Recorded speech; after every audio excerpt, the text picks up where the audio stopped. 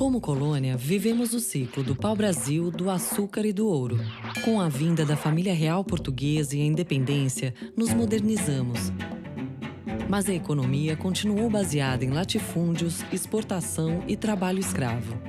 Um ano depois de abolida a escravidão, veio a República e o ciclo do café continuou até a crise de 29, que atingiu o mundo todo.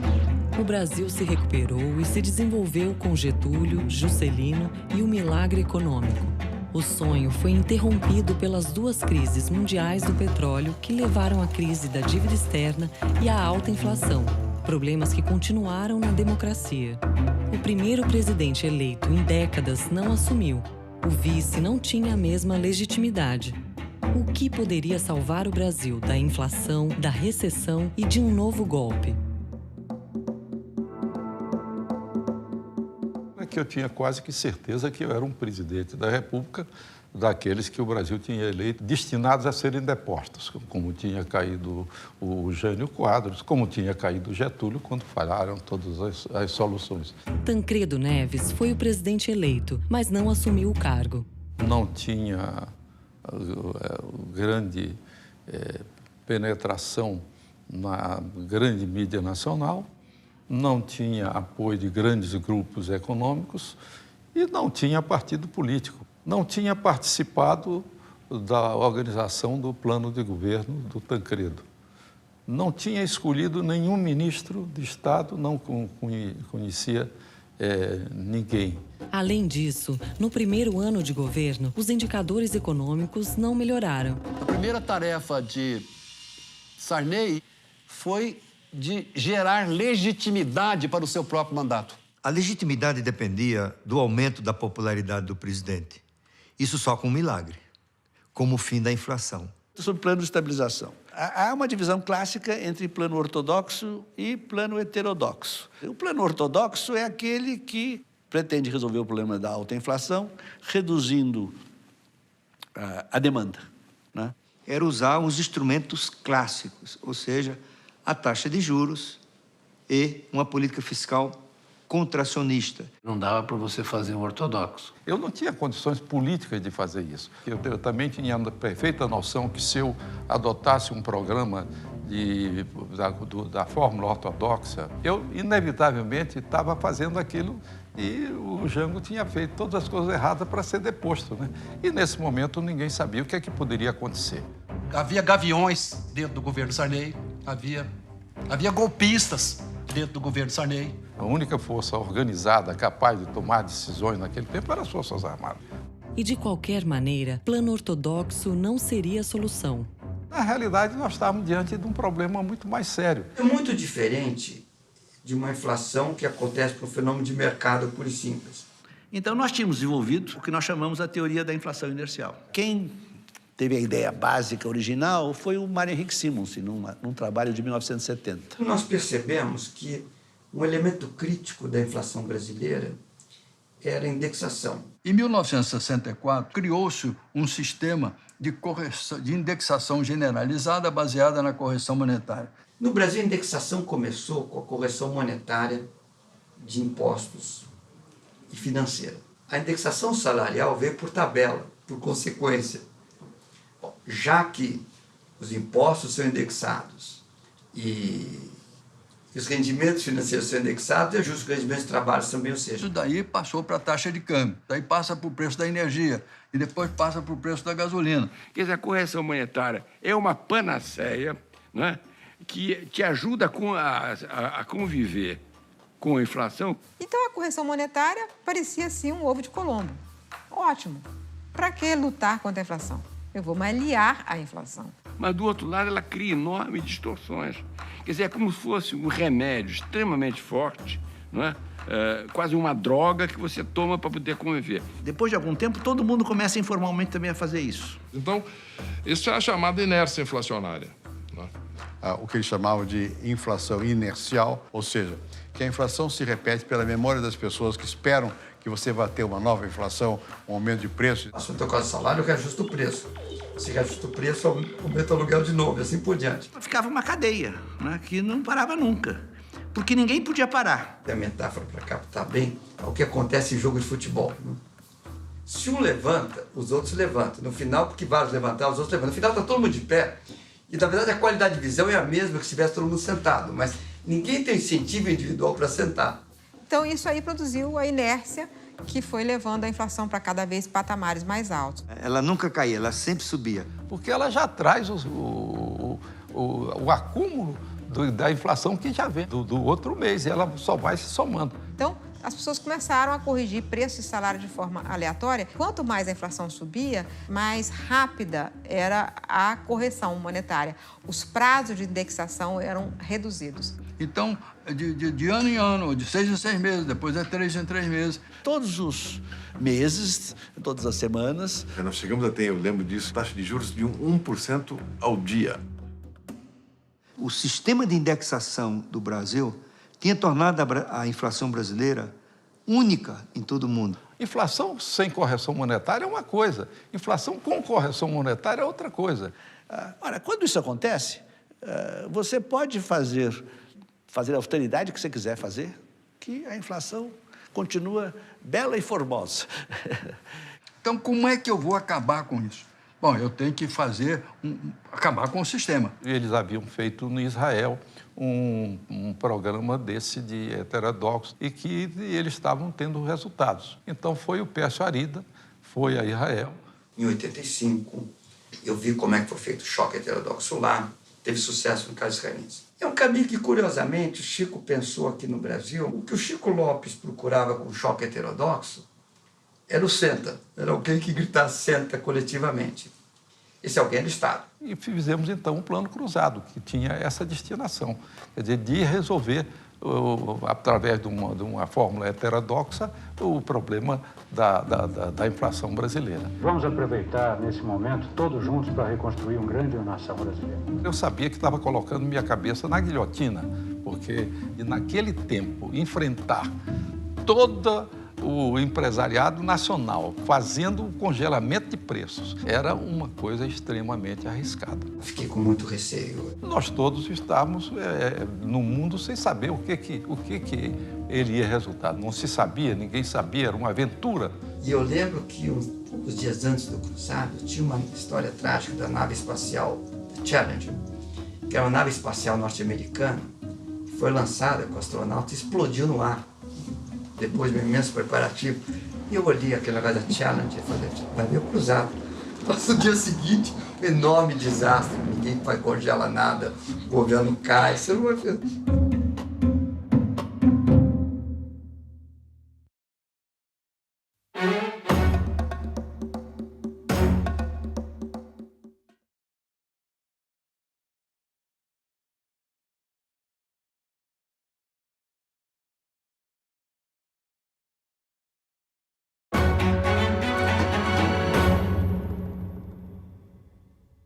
O Plano Cruzado foi lançado em fevereiro de 86.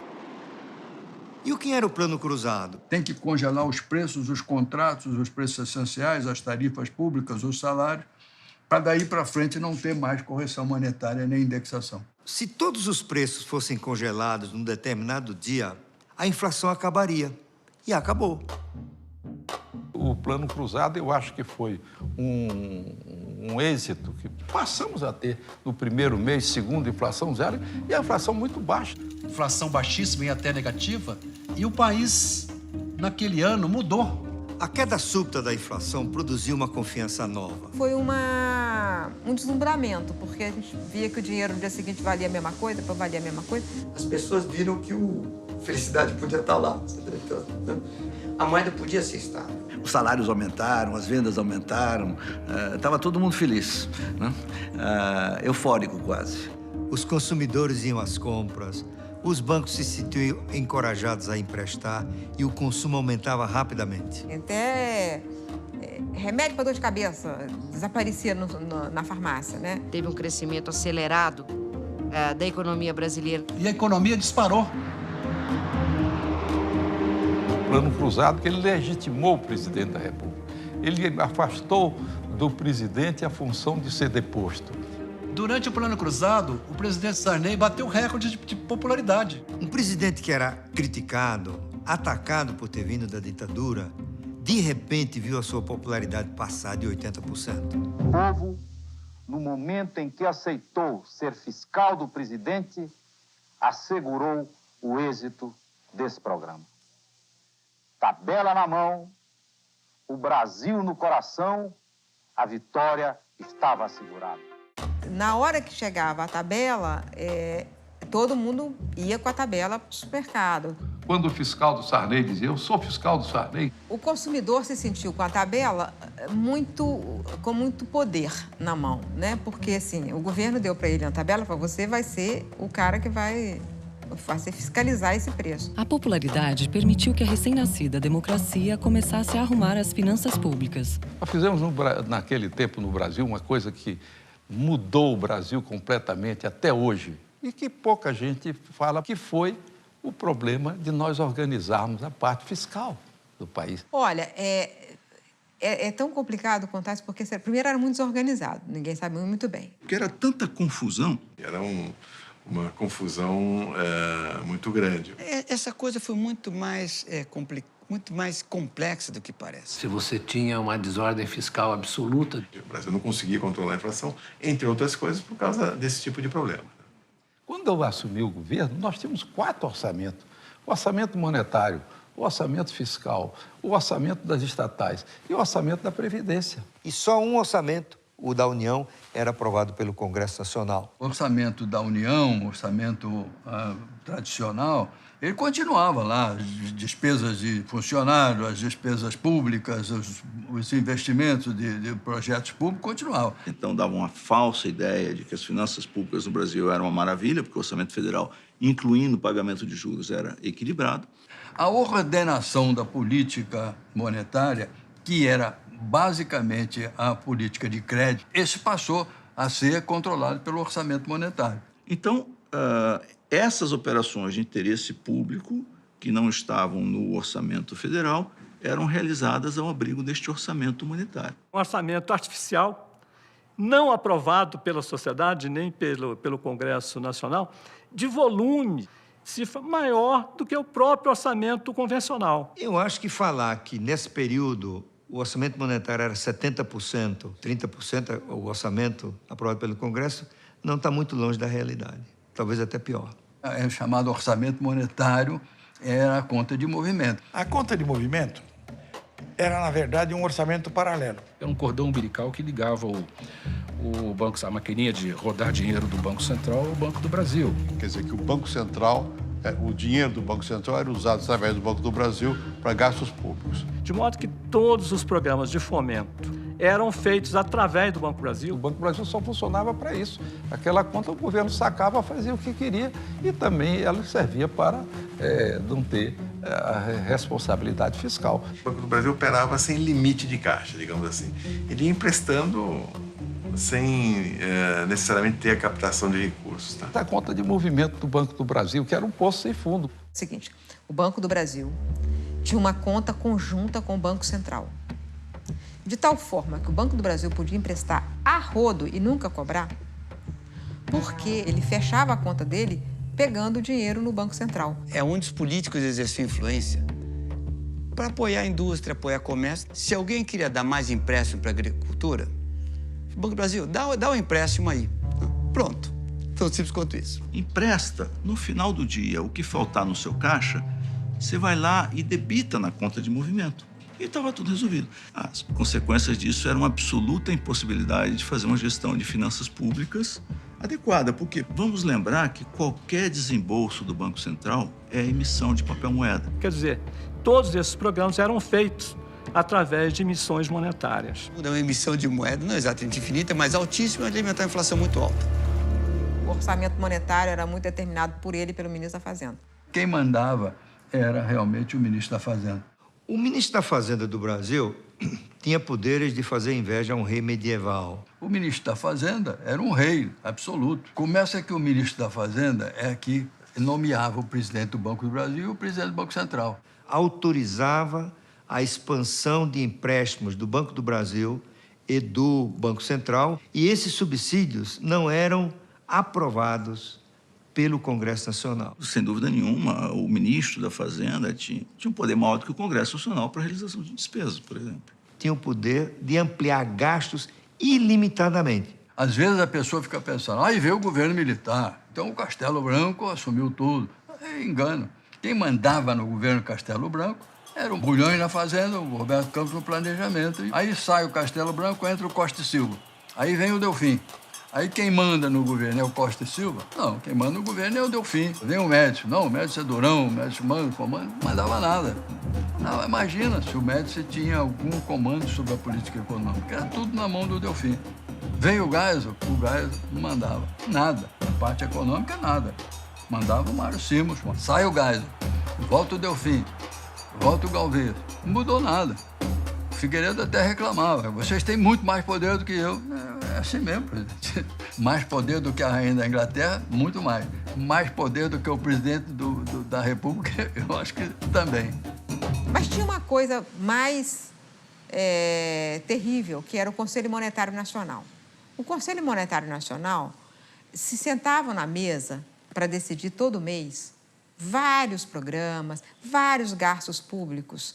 O Conselho Monetário, naquele momento, tinha uma composição assim, de 20, 30 componentes. Você tinha o Ministério da Fazenda, o Banco Central, o Banco do Brasil, um representante do governo, um dos sindicatos patronais, outros sindicatos trabalhistas. Os empresários de todas as áreas, os banqueiros, o empresário do setor industrial. Todo mundo com voto, hein? Eu tenho 10 anos da minha vida como membro do Conselho Monetário Nacional. Isso na década de 80. O Abílio Diniz, esse supermercado, Pedro Conte, tinha um banco que decidiam sobre o futuro do sistema financeiro brasileiro. Igualdade de voto com o Banco Central. Eles participavam de uma mesa na qual se decidia aumentar o gasto público para eles, em benefício deles. E foi neste momento que o poder de decidir sobre os investimentos sem a participação dos representantes do povo terminou. Foi uma luta enorme, que foi acabar com a conta movimento entre Banco do Brasil e Banco Central. Foi o ano de 84, uma iniciativa que foi tomada no tempo que o Maílson era o secretário-geral do Ministério da Fazenda, o ministro era o ministro Hernani Galvez. E foi uma luta da qual o Maílson participou muito, e teve um protagonismo muito grande na luta para acabar com a conta de movimento. Era para terminar com a conta de movimento, para melhorar o controle fiscal. Acontece que havia no país muitas pessoas que não entendiam ou não queriam entender. O que acontece é que, de novo, há uma pressão política muito grande para não implementar essas medidas. Mas o ministro Dilson Funaro conseguiu. Corria uma reunião na sala do ministro Funaro, eu era o secretário-geral. Estavam presentes vários diretores do Banco Central, inclusive o André Lara Rezende, o Luiz Carlos Mendonça Barros, o Beluso. O presidente do Banco do Brasil liga para o ministro Funaro, comunicando o excepcional resultado do Banco do Brasil e, por consequência, um recolhimento que certamente, à época, devia representar, no mínimo, uns 30% do recolhimento total de pessoa jurídica no Brasil. No final do dia, aquele dinheiro que ele usou para pagar o imposto de renda foi sacado da conta de movimento. Então, houve uma indignação generalizada na mesa. E aí que surgiu aquele... Vocês sabem o que precisa ser feito? Sabemos, precisa acabar a conta de movimento. Então, tá com as coisas prontas? Tá. O ministro Funaro, que era uma pessoa muito impulsiva e muito corajosa, o ministro Funaro, não, então vamos acabar. Foi quando finalmente acabou a conta movimento. Foi dado o primeiro passo que levou à Lei de Responsabilidade Fiscal. As relações entre o Banco do Brasil e do Banco Central são saneadas e o Banco do Brasil deixa de mandar na política monetária. Mas aquilo foi feito em conjunto com a unificação do orçamento, ou seja, todas as operações de responsabilidade ou de interesse público saem do chamado orçamento monetário. E todas as contas foram incluídas no orçamento único, aprovado pelo Congresso Nacional. O orçamento passou a fazer refletir os gastos efetivos do governo.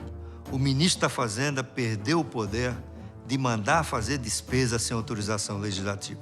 Então você vê que o quanto é importante você ter as condições políticas necessárias, e foi no uso desta popularidade que nós conseguimos implementar essas medidas. Institucionalmente, Foi um período que se avançou muito. Mudamos a composição do Conselho Monetário Nacional. O Banco Central do Brasil, um caso único no mundo, tinha uma diretoria de fomento agrícola.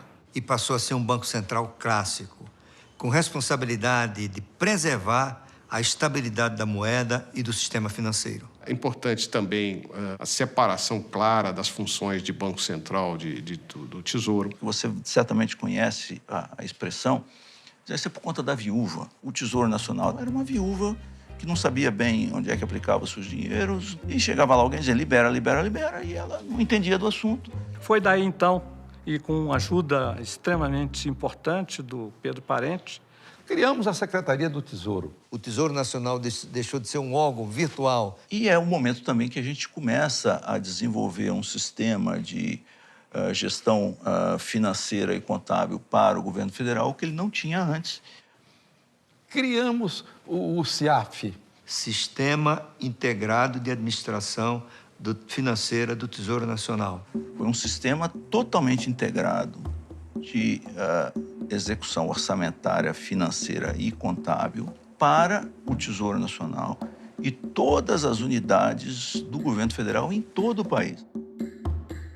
O fim da conta de movimento, a criação da Secretaria do Tesouro Nacional, a unificação orçamentária, a criação do CIAF, tudo isso proporcionou um quadro de organização das finanças públicas que foi fundamental para que, no momento seguinte, você pudesse fazer a estabilização da economia do país. O desenvolvimento econômico, isso já foi escrito, ele só pode existir se nós tivermos instituições fortes para que a economia possa inteiramente funcionar.